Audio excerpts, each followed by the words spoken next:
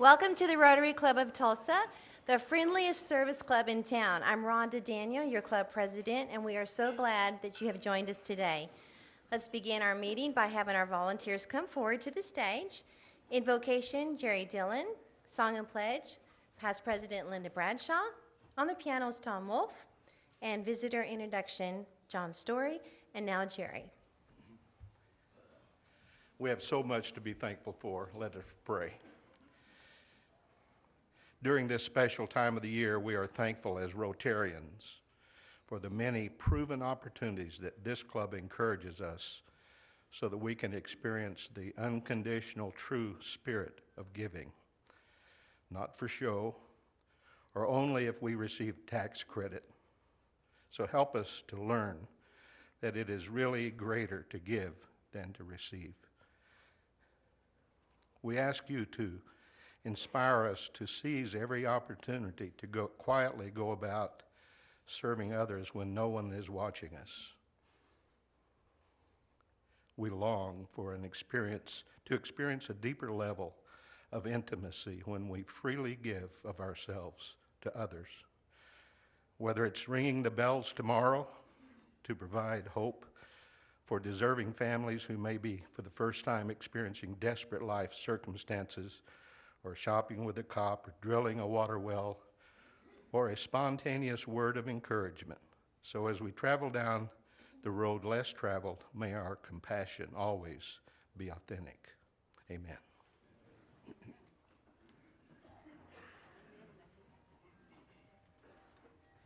Good afternoon, Rotarians. A gentleman by the name of Samuel Smith would write a song while studying at a seminary in Boston, and it is based on the melody of Britain's national anthem, God Save the King. It was first performed in 1832 at a children's independence festival in Boston. And so, my country 'tis of thee, America, as he would write it, would have 8 verses. Today, I'll challenge you only with the first and the last. America, my country 'tis of thee. My country 'tis of thee, sweet land of liberty, of thee I sing.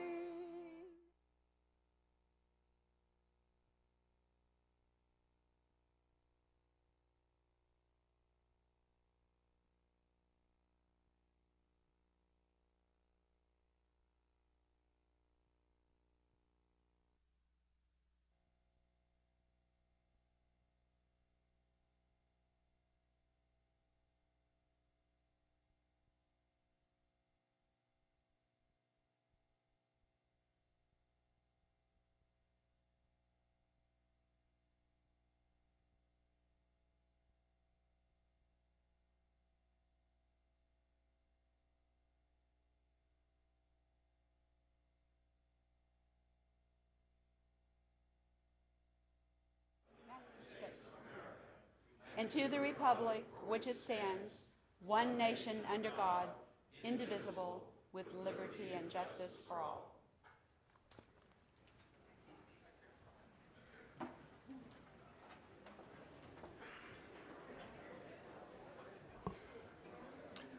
Welcome to Rotary. More specifically, welcome to the Rotary Club of Tulsa, Club number 2500, District 6110. I'd like to introduce all of our guests and visiting Rotarians. And for our guests, when I call your name, please stand briefly along with your host so that we may recognize you, and we will hold our applause until the end.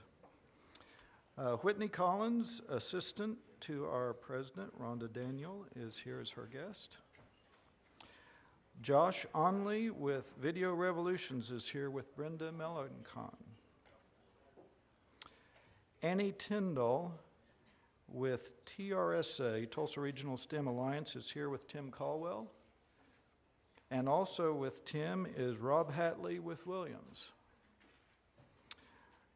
John Mosher, a former member of the club, is here with John Delavadova. Okay, I didn't see you, but I guess there you are. Welcome. Kieran Barrows with Laredo Petroleum is here with Carol Craig. I got Rob, and Mackenzie Ward, running coach for John Howland, is here as his guest. Let's give all of our guests a round of applause. And one visiting Rotarian from Southside, Ben Gurrell. Thank you, and welcome. We invite you to come back again.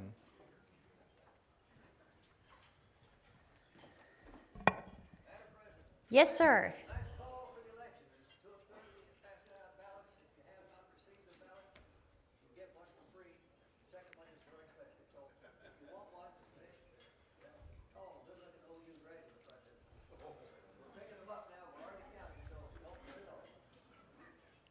All right, if you have not voted, please raise your hand for a ballot, and then Ed will pick them up.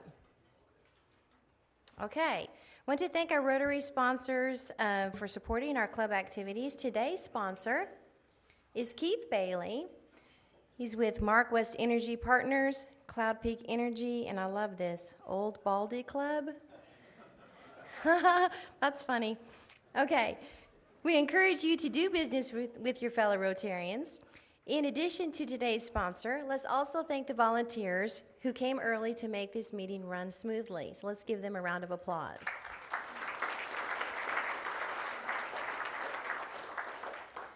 We have 3 committee meetings today, Above and Beyond, room 234.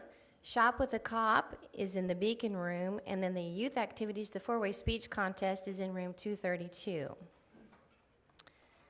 All right. Remember, Salvation Army bell ringing is tomorrow. We are going to cover 11 locations over a 6-hour time period. So we're really counting on you, those of you that have volunteered, to be Johnny on the spot to make sure that you get there on your time slot. We do have 2 openings at noon. If you have not signed up, we had 2 that had to take their name off the board, so please help John out and sign up to ring the bells tomorrow. You should have received the January through June 2015 invoices. They were sent out electronically by the office, and if you didn't receive it, be sure to let the office know. All right, anybody have not received a ballot, please raise your hand one more time. Okay, seeing none, I declare the election is closed. All right, Scott, come on up. He's going to be introducing our new member. Thank you very much, President Rhonda. It's a great honor and pleasure to introduce our newest Rotarian, Greg Weber. Greg is the new dynamic leader, managing director of Tulsa Opera. He has served well in the arts field for several decades. Most recently, he was head of the San Francisco program, where he had 179 employees and a budget of $24 million. He's really focused on the community and education. He's also focused on collaboration. He's going to be a dynamic Rotarian, and I'm really proud to present him. He's a native of Indiana, and his interest is very deep and broad in education and also in community affairs. He truly believes when you come to a new community, the first thing you do is engage in the community. And the first step is joining Rotary today. Great pleasure and honor to welcome Greg Weber. And here's your Rotary pin and also the 4-way test. Welcome, Greg.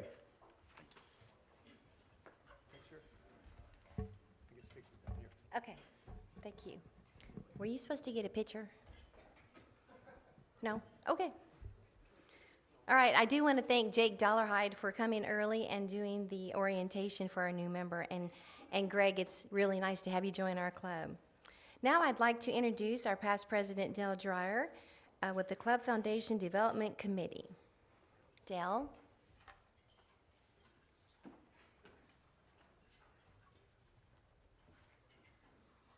Thank you, President Rhonda.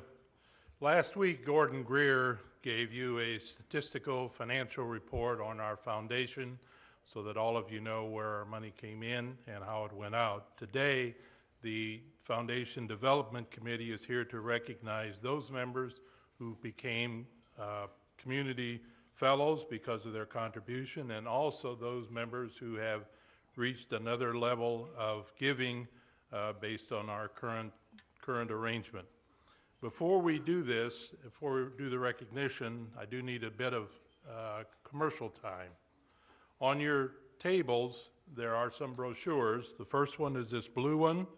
I'd like to call your attention to that. It has the details of our levels of giving in it, and also some of the additional information on giving to the foundation. Please consider that in your year-end giving, because it's vital to our continued success as a club and support of our projects. Secondly, on your table is a white sheet of paper, which is for those of you who are doing or interested in doing planned giving. These gifts can be made through charitable bequests in your estate plan, through your trust, your wills, life insurance, beneficiary changes, etc. With your planned gift of $25,000 or more, you become a member of the Allen Edwards Society, which was named after past President Allen Edwards, who spearheaded getting our foundation started in 1972.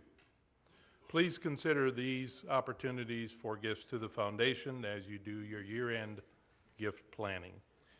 And now it's my pleasure to introduce to you the chair of our Foundation Development Committee, Kathy Garrell, who will list those of you who have earned awards. Kathy?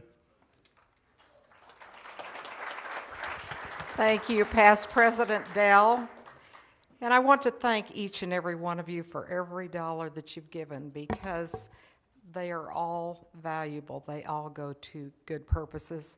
You're such a generous group. So I was going to allude to the report by Gordon Greer also last week that a corpus of over $2.2 million basically lives on well beyond our years here on this earth, and it enhances so many folks in so many ways and for so long beyond our knowledge.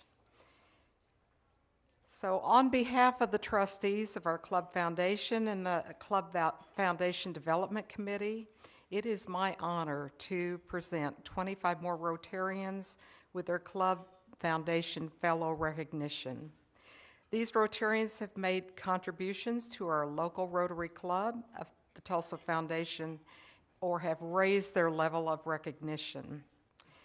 The Club Foundation funds not only grants given to Tulsa area nonprofit organizations, but also to our major projects such as Partners in Education, our Camp Enterprise, Crescendo Awards, and the Water Well Drilling Project in Nicaragua. So I would at this time like to recognize our newest 8 fellows and ask them to stand in place, and we'll hold our applause till the end of all the recognitions. So will you please stand? Stephanie Cameron, David Dopp, David Mopper, John Raines, Tom Roper, and Paul Rossler. These folks have contributed between $500 and $2,499 to receive their fellow level lapel pin.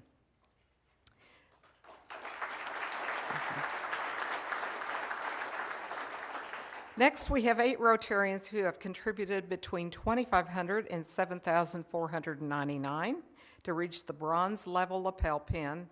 So will you please stand at your place? Tom Campbell, Bob Funk, John Howland, Trish Kirkstra,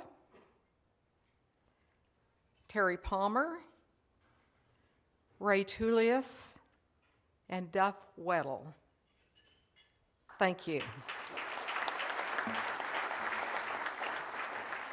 Would like to recognize our newest Silver Fellows. If they'll stand in place, we have 3, Brian Bovard, Jack McGlumpy, and David Newsom.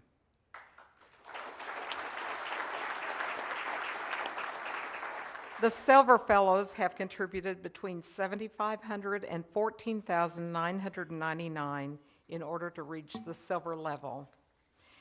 We have 3 new Gold Fellows that have contributed between $15,000 and $24,999. Will Jake Dollarhide please stand? Michael Hairston and Jean Martin. Let's give these folks a hand. And now it is my great honor to recognize Jeff Johnson as our newest Platinum Fellow for donations of between $25,000 and $49,999.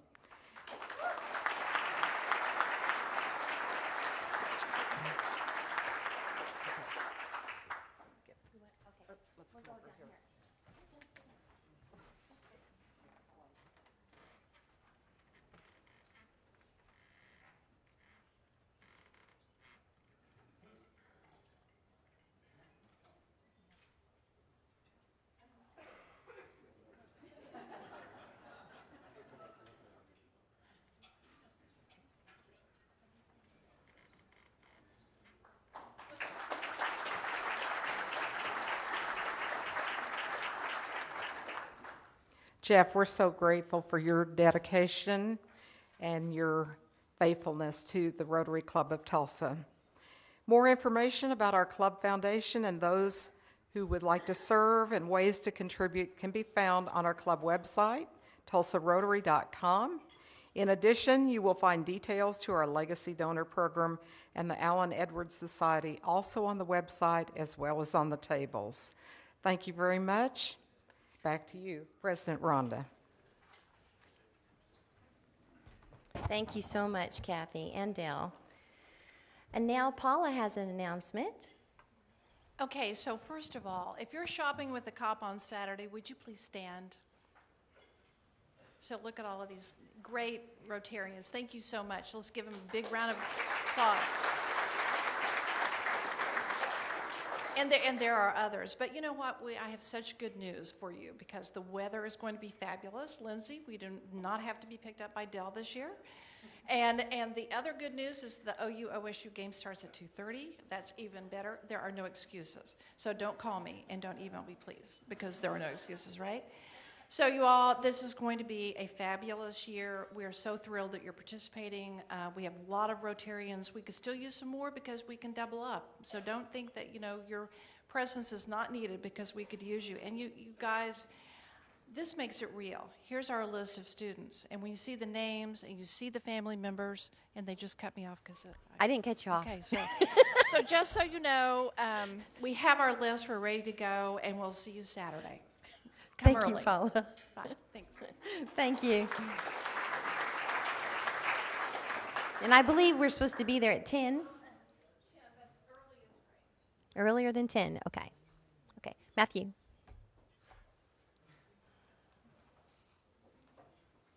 It's what? Oh, Yep. yep, it's working. No baby, in case anyone didn't guess. We're now overdue, and if you need to have a happy wife, don't have your third baby be a week overdue. That's my recommendation for the day. I have a good feeling she'll be here before next week. So, Sarge time. So apparently Alicia thought that she was going to be presenting today. My British accent is just fine. Interesting, this is up here the day that you make me sing God Save the Queen with My Country 'Tis of Thee lyrics. So I will not tell my friends back home that I just did that. So thank you. Start off today, I'm going to try and be quick. Karen, are you here? She's over here. Karen's right here. So I don't know how many people saw, but Karen had a wonderful article in the Tulsa World, and the section she wrote about Rotary. I'm thankful for my Rotary Club. It's a nurturing body of men and women who help me weekly, and to each and every one of them, I say thank you. So thank you, Karen, $50. Joseph, I know to look right. I thought he was going to be back. Well, Joseph kindly gave us $40 for Crescendo and $27 for the foundation for his birthday on November 20th. So thank you very much, Joseph.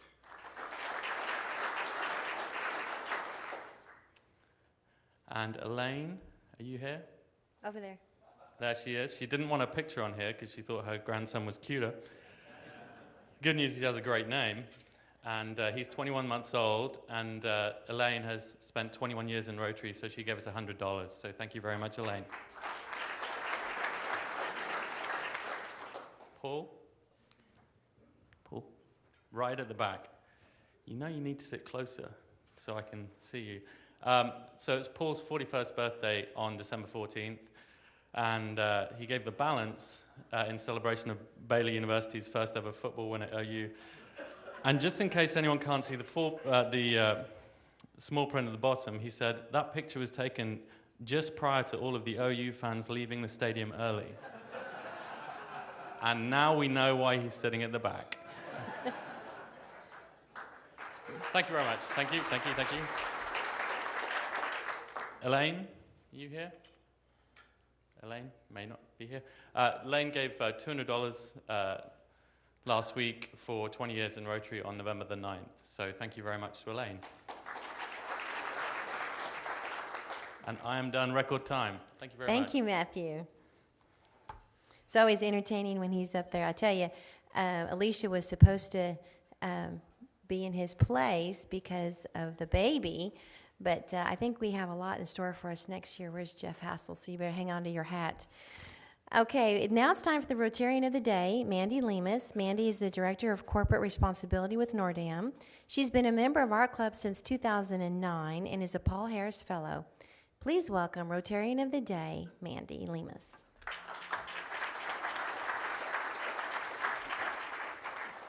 I think I caused a little anxiety today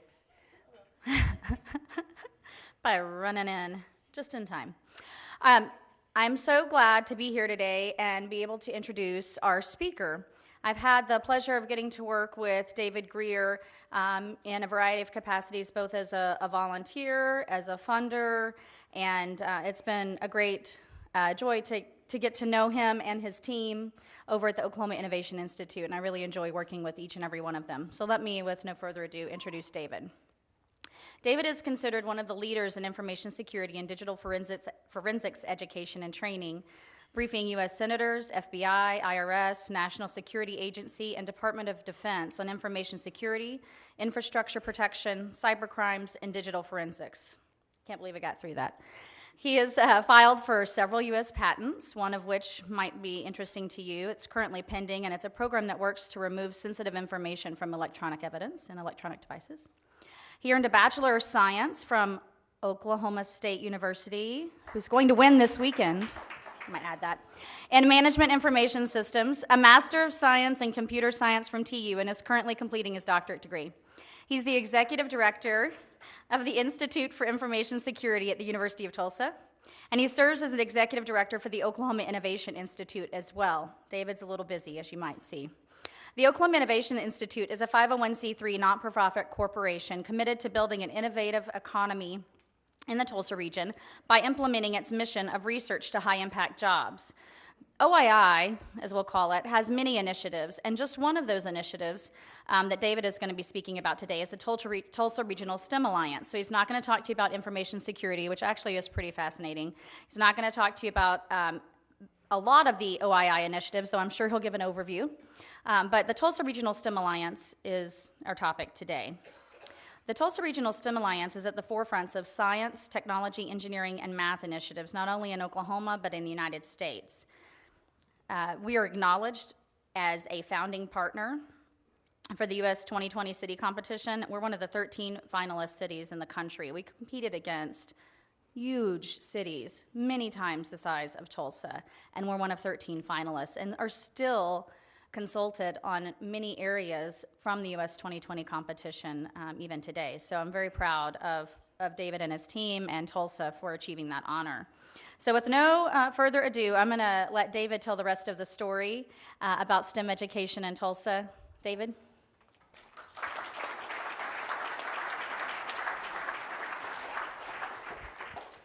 Thank you, Mandy. That was a great introduction. And Mandy's just as busy as I am, so don't let her fool you on that. But thank you so much for inviting me here. I've been here once before, and I got to talk about cybersecurity, which I thought was a lot of fun. But today I'm going to focus more on the educational initiatives that are going on in this city. And there's so many good things going on, and we just want to help highlight those and help identify and grow the ones that are making the most impacts to our kids. So I'm really here to talk today about the Tulsa Regional STEM Alliance, but as any good executive director will do, I have to step back just for a second and talk a little bit about the umbrella organization of the Oklahoma Innovation Institute for my shameless promotion. So, as Mandy said, the Oklahoma Innovation Institute is a not-for-profit organization that's focused, its core mission is to take all the great research going on in our community and translate that into high-impact job opportunities for Oklahomans. And we're doing that in a lot of different ways. And I like to relate everything to math because I'm a big math nerd. And so when we started off on this adventure about 3 years ago, we wanted to focus on the end of the equation of research to high-impact jobs, which is our existing researchers, our research base, our scientists, our engineers. How do we give them a competitive advantage to be more successful, bring more funding into Oklahoma and more projects into Oklahoma? And what we were able to do is we were able to create a variety of resources that gave our researchers that competitive advantage. And one of those resources is what we call the Tandy Community Supercomputer. So I'm going to step back real quickly and talk about it because it's laying the foundation for why we're here to talk about the STEM Alliance. What we did with this supercomputer is we had all of our university partners, OSU Tulsa, OU Tulsa, TU, and even TCC, and a variety of industry partners, private sector partners, that had a huge need for high-performance computing, big computers to crunch numbers to find solutions. But none of us could afford to build one on our own. We were all going to build these little inadequate computers that weren't going to meet our needs, and we're going to duplicate resources, which is one of my biggest pet peeves in life. So what we did is we looked around the community and said, what are you thinking about, if we all have a budget for it, what if we combine all of our money together and build one large resource that we all share and truly collaborate in not just words, but in deeds and work? And about a year and a half ago, Tulsa turned on, to our knowledge, the first truly community supercomputer in the country right here in Tulsa, Oklahoma, where we have all three major research universities put in multi-millions of dollars into a resource that none of them own, none of them had their name on, and it's not on any of their campuses, which, if you think about that, is historic, and no one's ever done that before. But really what the really interesting part about this model is, it's not just for academics. We've opened this supercomputer up by building this infrastructure for our private sector partners, our entrepreneurs, to give them a competitive advantage. And so we've really shown how we can collaborate in a really meaningful way in Tulsa. And so we were approached a few years ago, or about a year and a half ago, by a group of philanthropic foundations and corporate foundations that said, look, we've seen what you've done with this collaborative infrastructure for research, and it's just fantastic what we're accomplishing. What would you think about taking the Oklahoma Innovation Institute, using that collaborative model, and change the word research to STEM education, and see if we can align all these great STEM programs and capabilities that are going on in our community together to start working in the same general direction and start and stop the duplication of effort and resources, start leveraging our existing resources that are out there, sharing, and then in the future, let's build common shared resources that we could all benefit from, right? And so we took up that challenge and said, I think this is a worthy challenge, and we're going to find a way to make this happen. So what we did, before I'm going to start about the structure of it, I want to define STEM, because a lot of people hear the word or the acronym and don't really understand what it means. And so STEM stands for science, technology, engineering, and math. And those are really broad categories, and it really touches every part of our lives. This is a great example. In Tulsa, our top 5 industries are aerospace, engineering, health, IT, and agriculture.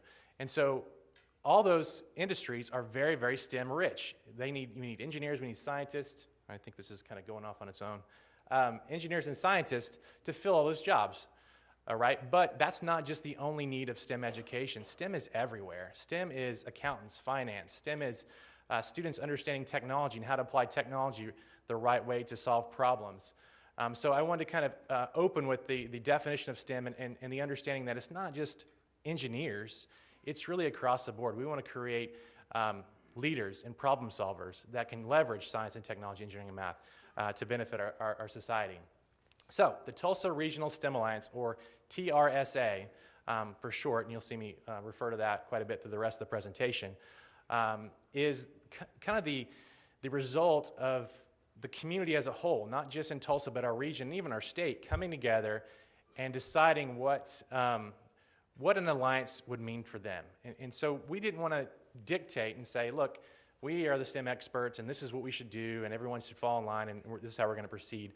Nothing's going to be successful that way. So we approach the problem with this concept that we call enlightened self-interest. We want you to come to the table and benefit from being at the table, but we want you to also be enlightened in the sense that if you benefit, then the person across the table needs to benefit as well. And if we're all benefiting from this alliance, everyone's going to stay at the table longer, and we're going to sustain ourselves, and we're going to really grow and make big impacts.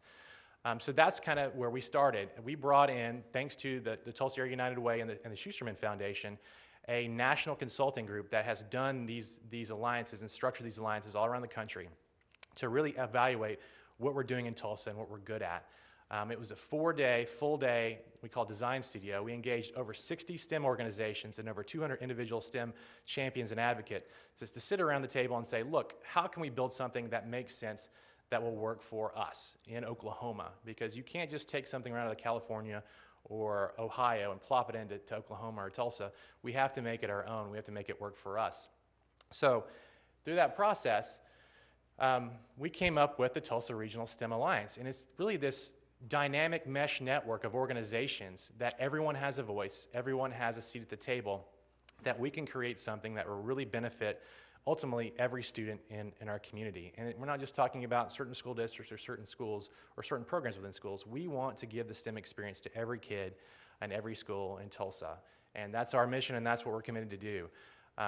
Really the beauty of this Tulsa Regional STEM Alliance model is that TRSA is what we call a backbone organization. We have the chance to take a step back and look up kind of at the 30,000 foot level at our community and help impact and identify, what I always call it, how do you identify all those great STEM programs that are already going on in our community?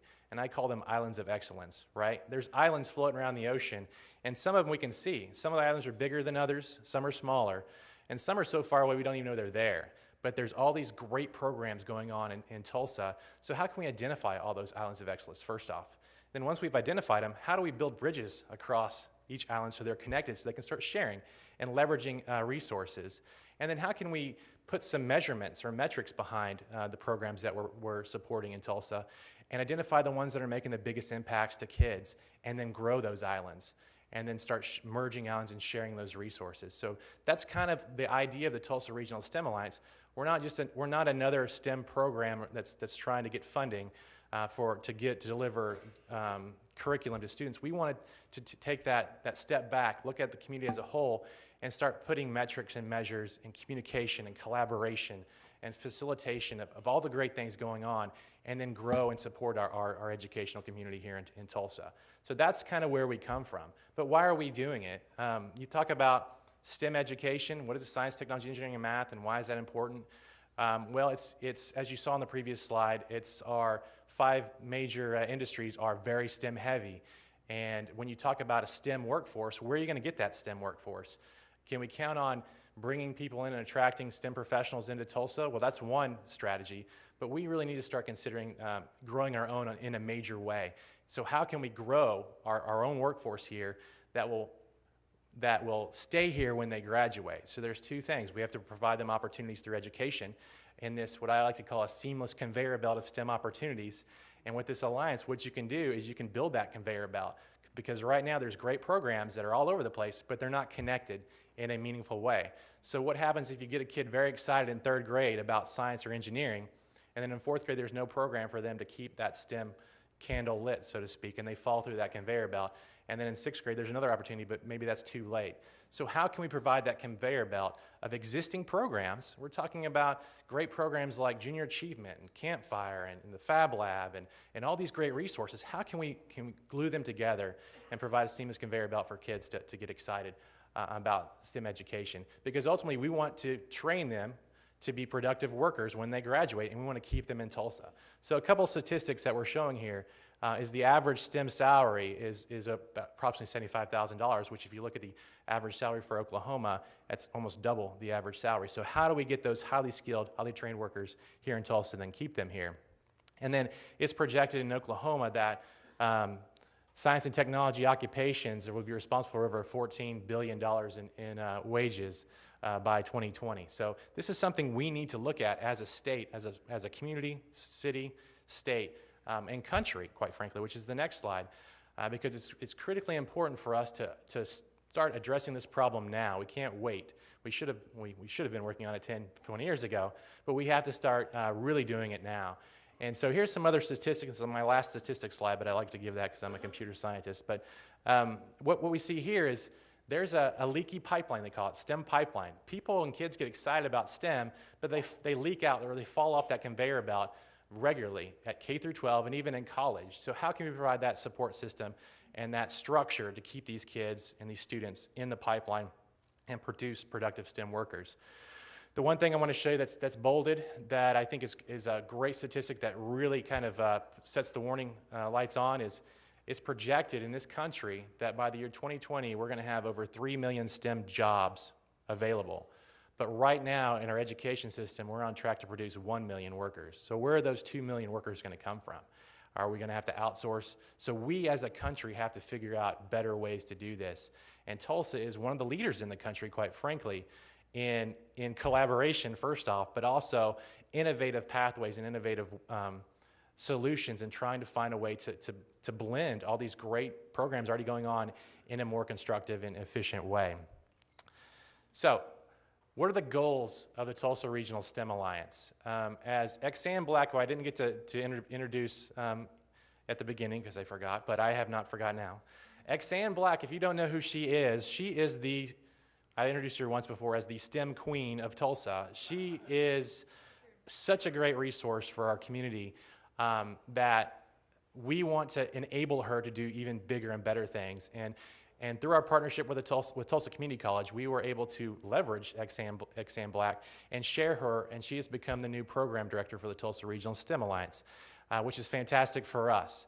So what that means is we have one of the experts, foremost experts, not only in our state, but the country. She gets invited all over the place to talk about what we're doing here in Tulsa and starting sharing our models with other cities and other states. But it's a fantastic resource for us to use. And another one of our staff, Annie Tyndall, is here as well, who's our Communication and Marketing Director for the Tulsa Regional STEM Alliance, who is another great resource, who's also a product of Tulsa. She's a graduate at TU, go TU. And so we were able to keep her in Tulsa and keep that skill set and that knowledge here. So that's very exciting. But what the Tulsa Regional STEM Alliance is all about is we want to build these broad, deep, innovative pathways to give STEM opportunities for every kid in our community. And we're very committed to do that, and our partners are very committed to do that. We have over 60 STEM institutions that are in the Alliance, that are active. We're growing every day, and we can really accomplish this goal. But it's not a short-term goal, it's a long-term goal. And what we're guided by in this to measure the success of this is what we call, or Exanne calls, the 4 C's. And she says, because it's easy for her to remember the 4 C's, because she can just C, but I think they're very powerful categories of what we want to accomplish. So the first one is calculate. How do we calculate and measure the success of programs that are already going on and new programs that we set up? We applied for this US 2020 City Competition Grant, which was a program directed out of the White House to look at innovative communities and cities that are moving the needle on STEM education and really impacting kids. And Tulsa is a great example of what you can accomplish through collaboration. We found out about this opportunity about 2 days before the grant was due. It's a community project, so citywide. We were able to rally members of the Alliance before we even truly built the Alliance, and in less than 48 hours had a very strong proposal that had over 15 industry partners, the city of Tulsa. Everyone was on board. We applied, and we were up against, as Mandy said, big cities like San Francisco and New York and Chicago, and we made the finalist cities in the US 2020 competition, which is just a fantastic result of all the hard work from our members. What that means is Tulsa is a leader in the country in this area, and we've remained very active, and we're invited to every single gathering that these cities have. And quite honestly, Exanne is asked to really help other communities build their own alliances. The other finalists kind of redesign their alliances in more alignment with what Tulsa's been doing and accomplishing. So it's just a great testament to all the great talent and work and capabilities that Tulsa has. But what we found in that application process of the 15 different STEM organizations that were a part of this proposal, maybe 2 or 3 had the metrics necessary to respond to this grant. Something as simple as how many students have you served over the last year, and just numbers like that. And it was really eye-opening to us. So what we've done through this alliance is being able to take a step back and create these common shared metrics that every member of the alliance can use. So now instead of every organization kind of bootstrapping and trying to gather their own pre and post assessments and their measurements, ad hoc, we have now a common platform they can all use. So instead of comparing apples to oranges, we can compare apples to apples and really see how many kids we're impacting and see the efficiency and the productivity of these different STEM programs. And we're taking that model and working with a program out of Harvard University called PAIR to share it through the national network. So we can now we can compare not only our own programs to each other in Tulsa, we can start comparing Tulsa to other communities around the country and see how we measure up and see if we can share lessons learned. So it's very exciting. So Calculate is a very important piece of this process to the Alliance. Communication. Xanne likes to say she wants to have every kid know about every STEM opportunity every time. And the thing that makes her the most angry, which I've never seen Xanne angry, but makes her the most frustrated is having an empty seat in one of these STEM workshops for a kid, because it's not for lack of interest, it's more likely a lack of knowledge that's going on. So we are using Annie and other people through TRSA and OII to make the STEM Alliance kind of the 1-800-STEM place for every opportunity that's out there. Have a calendar of events, and I know everyone says that, but really meaningful ways to share that information between all of our Alliance members, but also the community as a whole, and we're very committed to doing that as well. Collaborate, that's kind of my area, which, as I said, one of the things that frustrated me the most is duplication of effort and the lack of collaboration and sharing of resources and building common shared resources for the future. One of the great examples Xanne gives, again, is the kind of the funding side. Everyone needs some funding to support their programs to give these opportunities to their kids. And right now, or about a year ago, the funding mechanism for all these programs was like a first grade soccer team or soccer game, right? There's a ball out there that's the funding opportunity, and every player on the field is chasing the ball in a big group, right? And sometimes they're elbowing each other, even their own team, to get to the ball. And that's not the best way to do things in my mind, right? So with this alliance, we're building these structures to start collaborating in a more meaningful level, even through funding. So how can we work together to all get a piece of the pie instead of one person getting the whole pie and the other 30 programs getting nothing? And we're showing a lot of great progress on that. So now, as Xanne says, we're kind of at the high school level where we have plays. And so now in soccer, if there's a funding opportunity, we know who to pass the ball to, who the right person for that opportunity is, and then we can support that person to be successful to get that funding opportunity. And we want to get to the professional, the MLB level, where we have the plays every time there's an opportunity, we score a goal. Because by working together, we're much stronger than working independently. And we've learned that lesson through research. The research community now, we're really kind of understanding that and coming together in a very meaningful way. All the members get it for STEM education. Cultivate. Now this is where kind of you have to, we call the STEM ecosystem that we're creating here in Tulsa. So you have to feed this ecosystem. So how do you feed it? There's a lot of different ways. Well, collaborative funding is one great example of that. We had a great partnership and an opportunity to be a part of the Tulsa Charity Flight Night this year through NORDAM.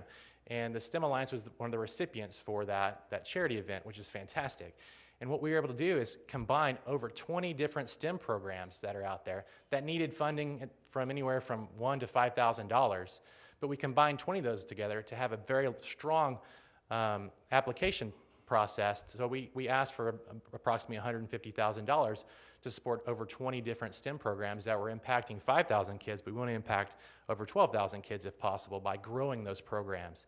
And we were able to, through Flight Night, to really start scaling programs like that, not just one, but over 20, we call them on-ramp STEM opportunities for kids.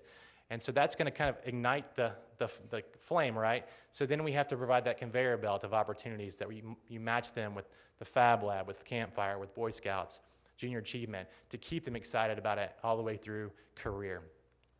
Another great part of this Cultivate side is what we call the Tulsa Resource Area for STEM Educators, and we're doing that twofold. It's very hard to get materials of all things for these STEM programs, these STEM opportunities. And workshops, and some of this material is as simple as the things that your companies throw away every day, cardboard boxes and tubes and things like that are invaluable to teachers, but the companies don't understand the impact they could have. So what we're doing is we're creating a virtual and physical warehouse, essentially, of these STEM materials that we can start sharing out to our members and providing them opportunities. We also want to create a warehouse of these STEM mentoring kits, because the next thing I want to talk about is mentorship. Which I think is the biggest key for this community to really move the needle in a significant way to impact kids. And we want to provide these STEM kits that a mentor can go in, pick up, be trained on in less than an hour, go to the classroom, and really deliver high-quality mentorship and exercises for these kids to get them excited. So what do I mean by mentoring? So mentoring to us is not career day where you go and talk about your job for a day and you disappear for the rest of the year. Mentoring is this high-impact, sustained exercises for kids all throughout their school year, their semester. It's very important. You think about how many STEM teachers are out there, not only in our community, but in the country. You're talking about thousands of STEM teachers that are trained to deliver high-quality STEM education. How many STEM professionals are in our state or in our country? You're talking about hundreds of thousands of STEM professionals. How can we hook those STEM professionals back into the classrooms in meaningful ways and lower the barriers for these mentors to go in and be excited about these programs? So one of the things we found in these barriers, it's not the interest level. A lot of times, it's really two things. It's they don't know what project or exercise to go conduct when they're in the classroom, so they need help, how-to and a very simple kit to work from. But the other piece is kind of more the intangible, which is they're terrified to go in front of a fifth grade class because they don't have to listen to them, right, like they do at work. So how can we match these mentors with teachers and other mentors that have been there to help them ease into that mentoring role and be successful, not just for themselves, but for the kids.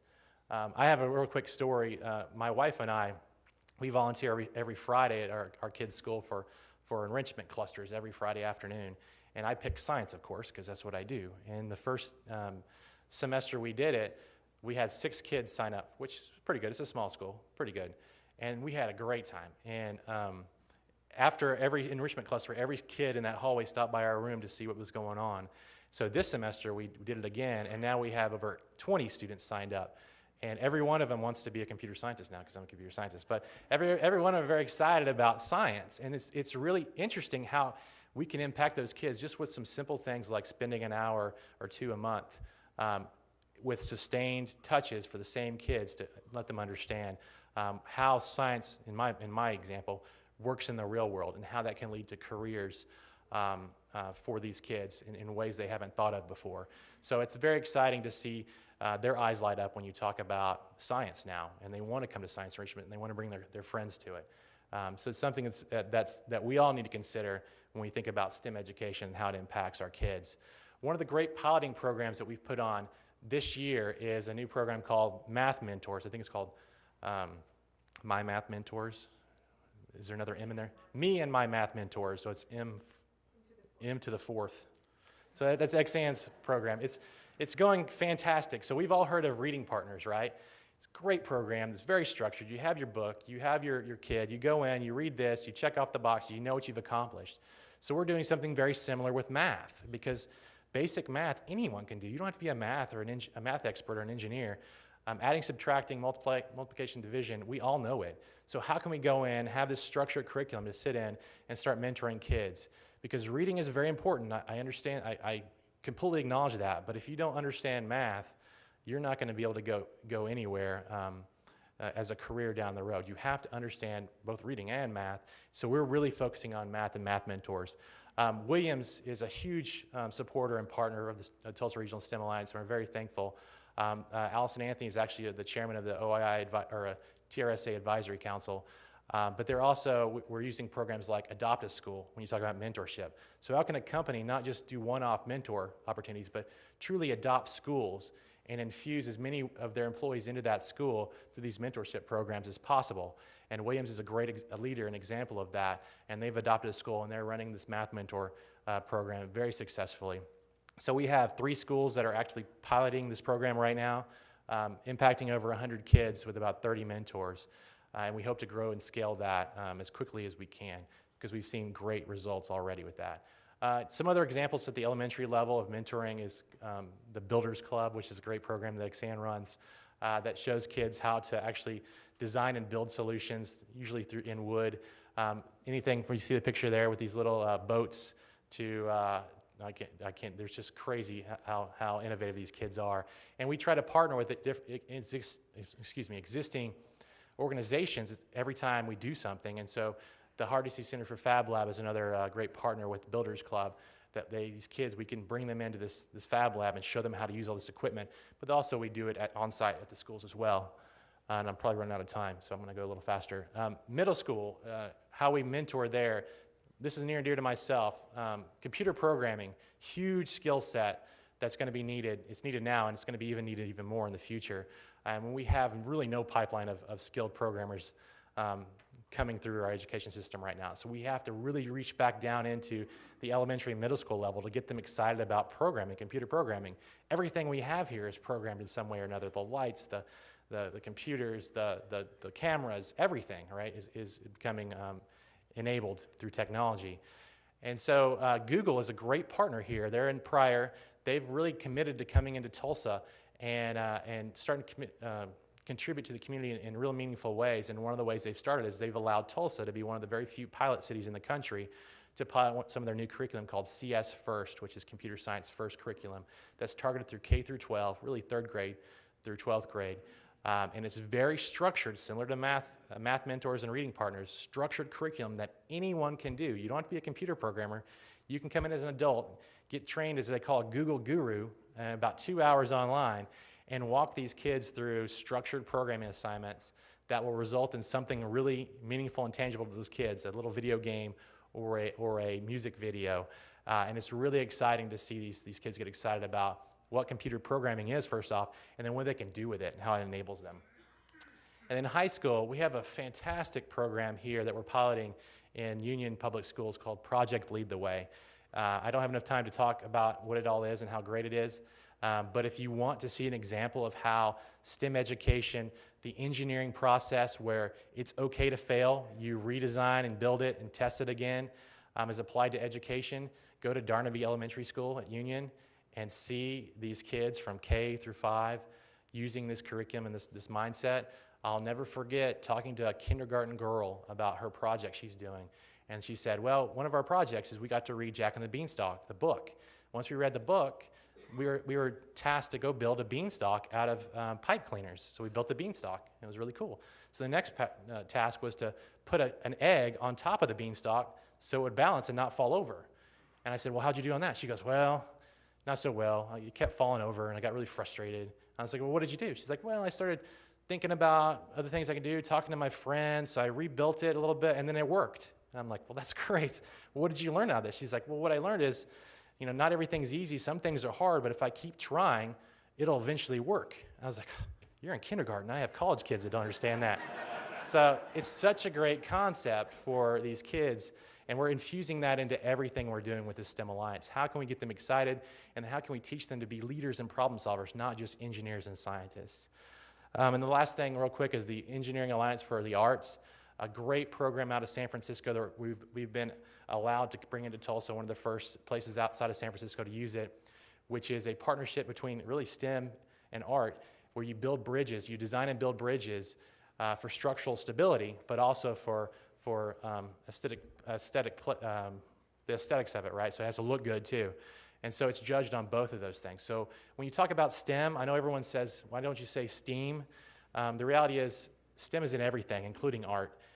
So this is a great way you can merge both those together and really see it in a useful, meaningful way.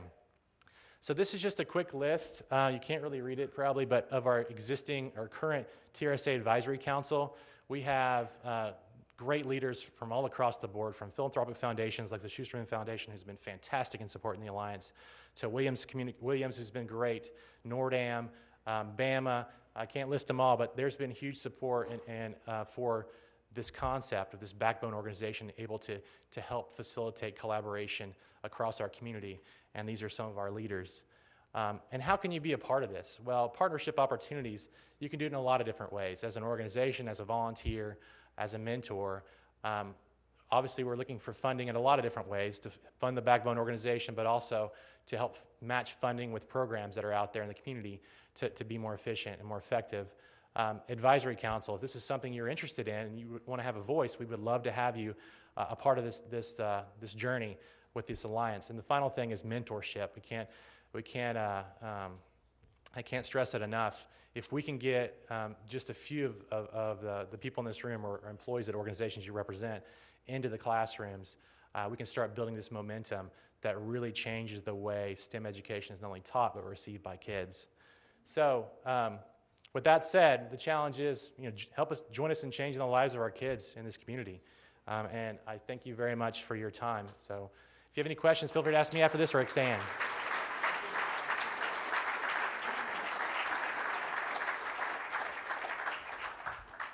I want to be a kid again. I want to go through that program. How exciting. And how exciting that it's going to be in Tulsa. So that's great. All right, we have upcoming programs. You don't want to miss the next couple weeks. It's two more Wednesdays before Christmas. Can you believe it?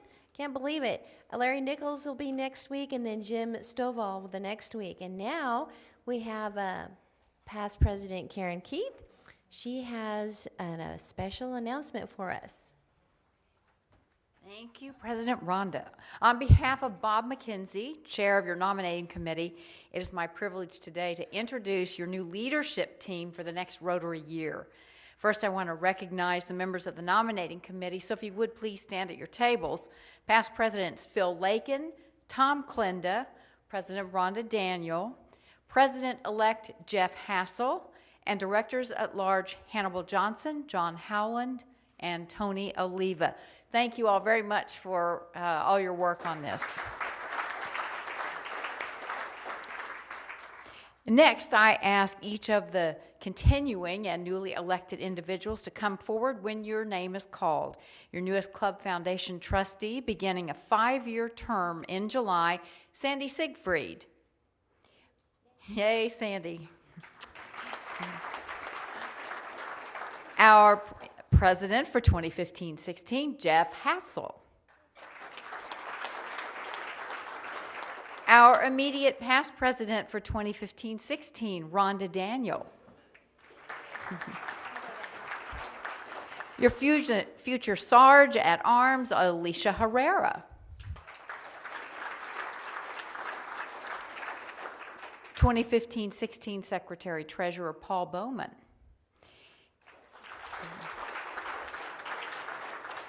Your new budget chair and secretary treasurer-elect will be Casey King. And 2 continuing directors at large, John Howland and Tony Oliva. And your president nominee serving as president in the Rotary year 2016-2017, John Raines.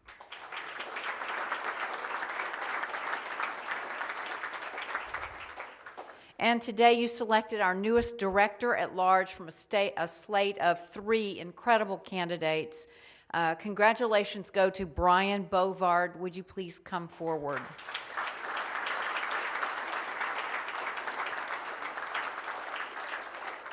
And again, congratulations to this new leadership team. We look forward to all that you will bring to us. Thank you so much.